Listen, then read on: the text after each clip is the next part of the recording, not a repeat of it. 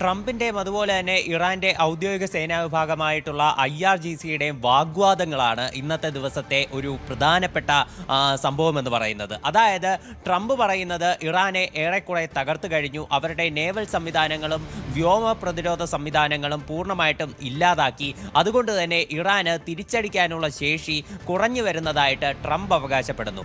എന്നാൽ ഗൾഫ് മേഖലയിലും അതുപോലെ തന്നെ ഇസ്രായേലിലേക്കും ഇറാൻ ഇപ്പോഴും മിസൈൽ വർഷം നടത്തുന്നുണ്ട് എന്നതാണ് മറ്റൊരു യാഥാർത്ഥ്യം.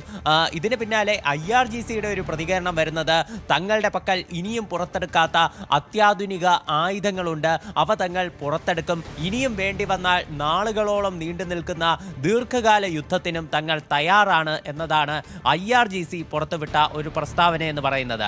മാത്രമല്ല ഇറാനിയൻ നാഷണൽ സെക്യൂരിറ്റി കൗൺസിലിന്റെ നേതാവായിട്ടുള്ള അലി ലാരിജാനിയും അതുപോലെ തന്നെ ഇറാന്റെ വിദേശകാര്യ മന്ത്രിയായിട്ടുള്ള അബ്ബാസ് അരക്ചിയുമെല്ലാം US-നെ വെല്ലുവിളിച്ചിരുന്നു, US കരയുദ്ധത്തിന് തയ്യാറാകണമെന്ന്.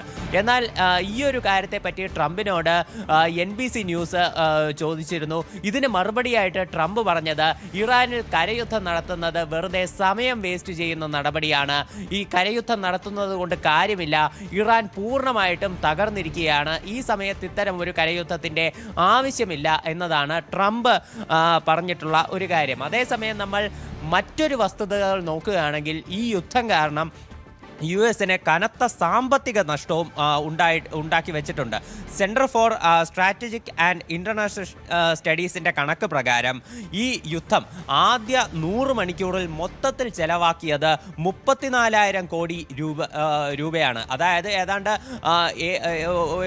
$3 ബില്യൺ മുകളിലാണ് US ഡോളർ വെച്ച് നോക്കുകയാണെങ്കിൽ ഈ യുദ്ധത്തിന് ആദ്യ 100 മണിക്കൂറിൽ, അതായത് ആദ്യത്തെ ഒരു 4 ദിവസത്തിനകത്ത് മാത്രം US-ന് ചെലവായത്.